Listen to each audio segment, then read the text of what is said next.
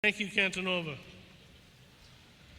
This year marked the third time in the college's history that students were invited to nominate individuals to serve as commencement speaker. I am pleased to have the honor of introducing our commencement speaker, Ms. Grace Helbig, of the Ramapo College class of 2007. Grace's achievements are provided in your program. I shall only highlight them here, as I'm sure many of you already recognize her from her Streamy Award-winning Daily Grace, the E! Network's aptly named The Grace Helbig Show, her appearances on The Late Show with Jimmy Fallon and Chelsea Lately, her podcast Not Too Deep with Grace Helbig, or perhaps her book, Grace's Guide, The Art of Pretending to be a Grown-Up. Grace is currently listed as one of Variety's top 10 comics to watch, Fast Company's 100 Most Creative People in Business, Forbes 30 Under 30, Time Magazine's Best Twitter Feeds, and BuzzFeed's 11 Awesome Up-and-Coming Funny Ladies You Should Know.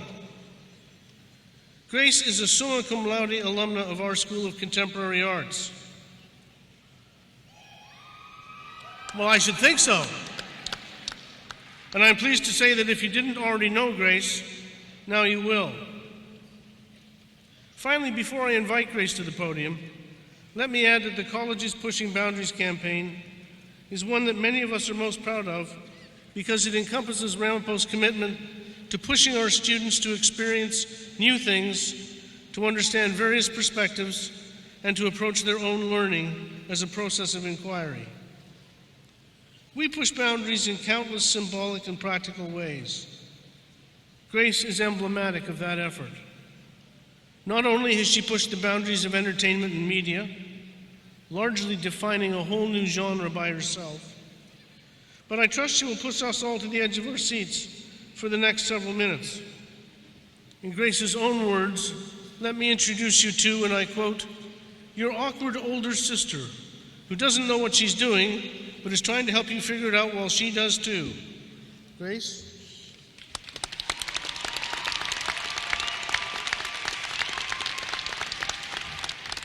Oh, man. Good evening, Ramapo College of New Jersey. Yeah! Let me hear the air horn! No. Okay. Yeah! Thank you! God, I love New Jersey. Got it. We got it. We got it. Thank you. Oh, my goodness, you guys.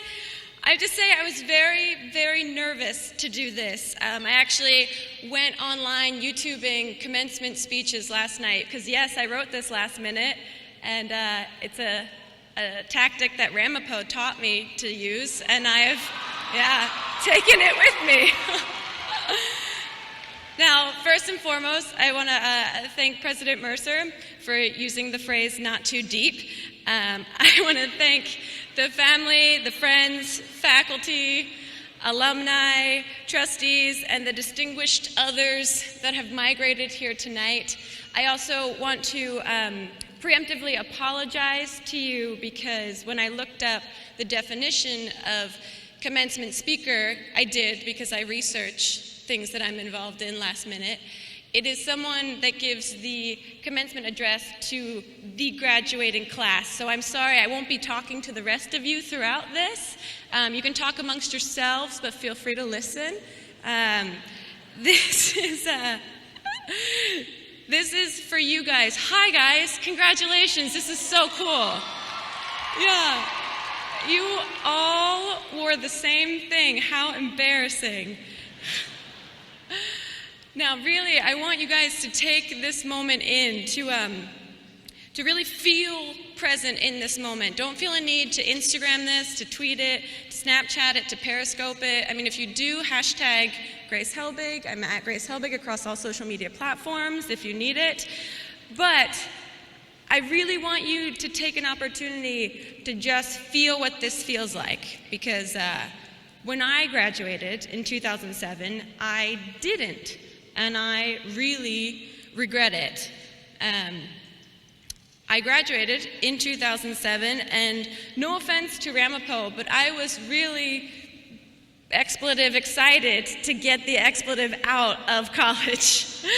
I mean, if I had my way, I think a month after freshman orientation, walking through that arch, I would have turned back around and walked right back out and been like, did it, I did the arching ceremony, am I done? Now, you see, during my 4 years at Ramapo, and even after I graduated, I had this kind of bitter, sinking feeling that I didn't fully enjoy my college experience. You see, I was very shy, and I was very socially awkward when I was in college, so I didn't go to many parties, I didn't have many friends. I went to maybe a handful of parties, and I had maybe a handful of friends. Instead, I filled all of my free time with working. Every semester, I had at least 2 jobs off campus. I had an internship, usually in the city, and I took as many credits as I could every semester so I could graduate as fast as humanly possible. And this sort of lifestyle led to a lot of stress and a lot of anxiety and just this constant bitterness that Ramapo wasn't providing me the experience that I wanted, that Ramapo wasn't enough. And I mean, every time I said I went to Ramapo, when someone asked me where I went to school, they said, what? And I said, Ramapo College. And they said, what? And I said, it's a real college, I swear. Our mascot is a road runner. And we have a campus, I swear, it's covered in skunks. And we have great professors, I swear. We have this guy that walks backwards around the campus because he thinks that's a better way to exercise. Do you guys still have that guy? Yeah, he's great. I don't know what he taught, but he was there. There he is. That's what he's doing now. I tried to explain so much about my college, and the more I tried to explain it, the more it sounded fake, and I just had this lingering bitterness just fueled by it. And side note to parents, I swear I'm getting to a point. Ramapo didn't just bring me in to piss on the school that you spent thousands of dollars on for your kids. We're on this speech journey together, so please just be patient. It will make sense, hopefully. So towards the end of my college experience, I graduated and I got really into improv comedy in New York City, and I was performing at the People's Improv Theater regularly, and there I learned a concept that changed my entire life. Follow your fear. Yeah, let it sink in.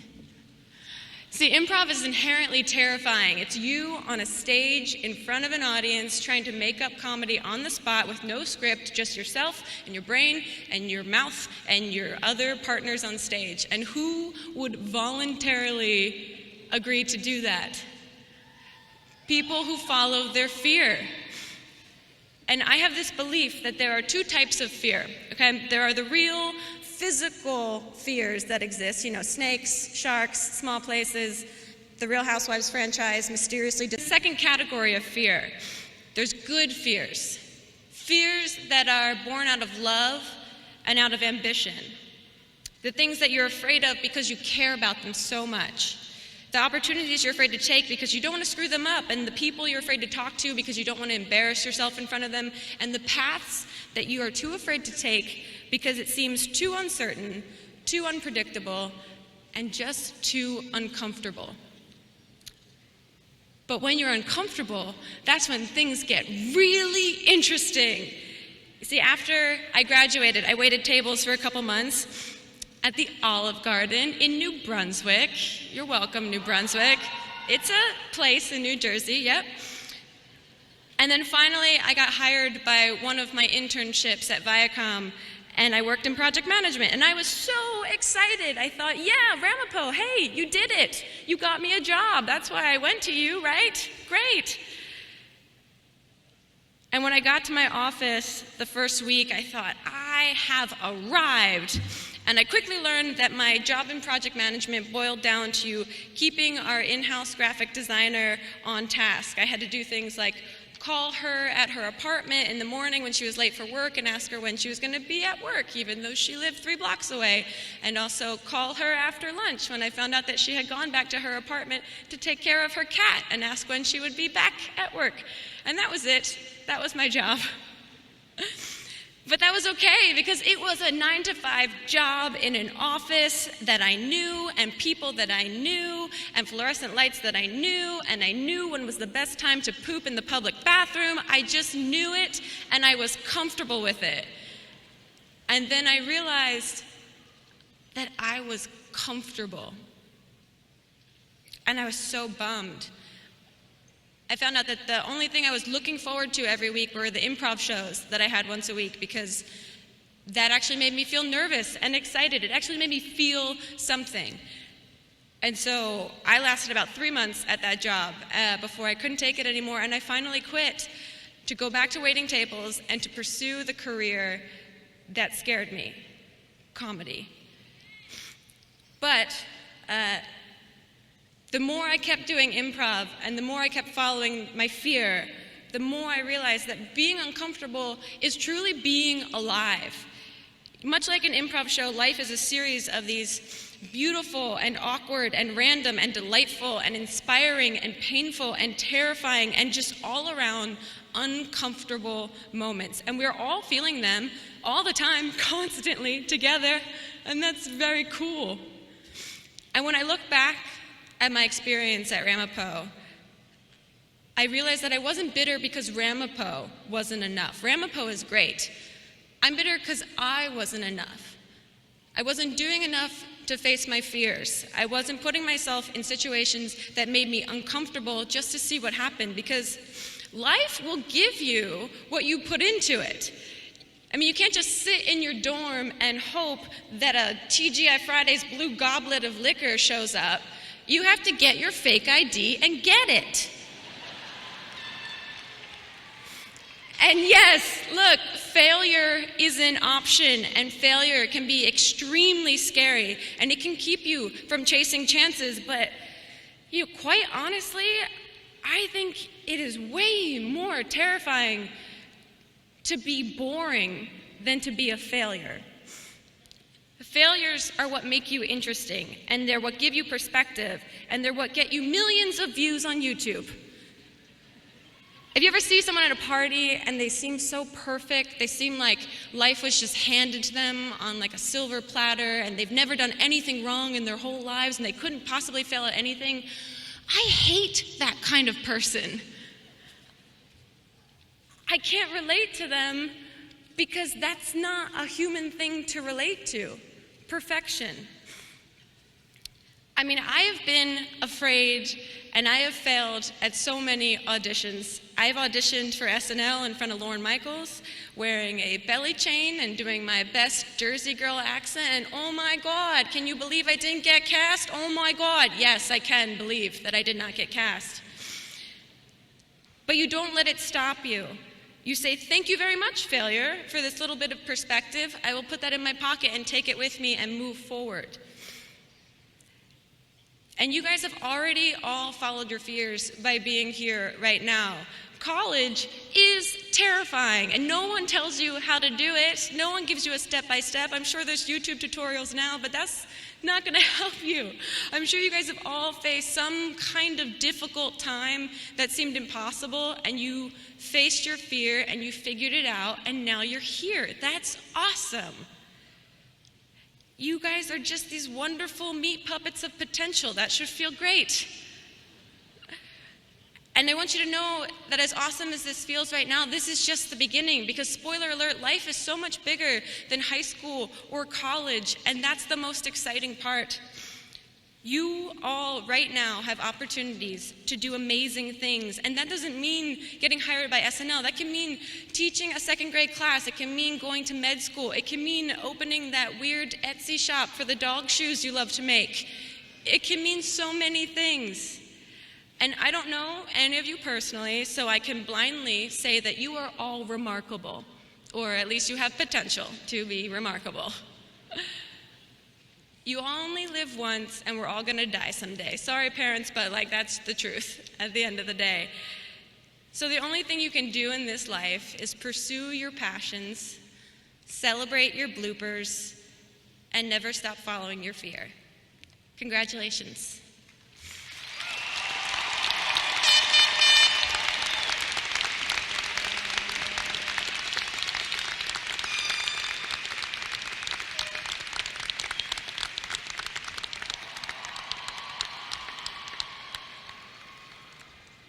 Thank you, Grace, for your honesty and levity.